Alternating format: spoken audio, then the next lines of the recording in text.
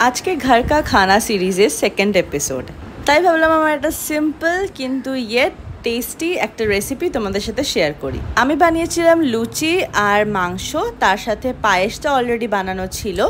তো এখানে আমি আটাটা মাখার জন্য চিনি, নুন, অল্প তেল আর জল দিয়ে ভালো করে মেখে নিয়েছি। শেপটা প্রতিবারের মতো এইবারও ঠিকঠাক হয়নি, কিন্তু যায় আসে না, কারণ জিনিসটা খেতে কেমন সেটাই বেশি ইম্পর্ট্যান্ট। ফুলেছিল লুচিগুলো। আর তারপরেই আমি শুরু করে দিয়েছিলাম মাংসর প্রিপারেশন। আমি এখানে প্রথমে আলুগুলো ভালো করে ভেজে নিয়েছি, এখানে অনেক তেল ছিটছিল। আলুগুলোকে ভালো করে ভেজে নেওয়ার পর আমি বানিয়ে নিয়েছিলাম আমার একটা পেস্ট, যেখানে আমি পেঁয়াজ, আদা, রসুন, তার সাথে সাথে গোটা গরম মশলা, তার সাথে লঙ্কা, টমেটো সব একসাথে মিক্স করে একটা পেস্ট বানিয়ে নিয়েছি। এটা করলে কি একটু ইজি হয়।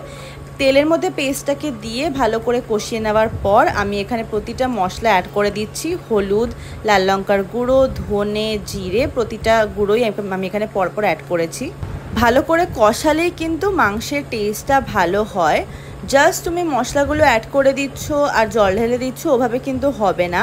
তোমরা আমার মতোই এরকম করতে পারো, একবার একটা পেস্ট বানিয়ে নাও যেটার মধ্যে সব মশলা অ্যাড করে দাও, তারপরে দেখবে তোমাদের কালারটাই ডিফারেন্ট আসবে, মাংসের দেখতেও ভালো লাগবে। এখানে আমাদের মাংস আর লুচি রেডি। বলো কেমন লাগলো।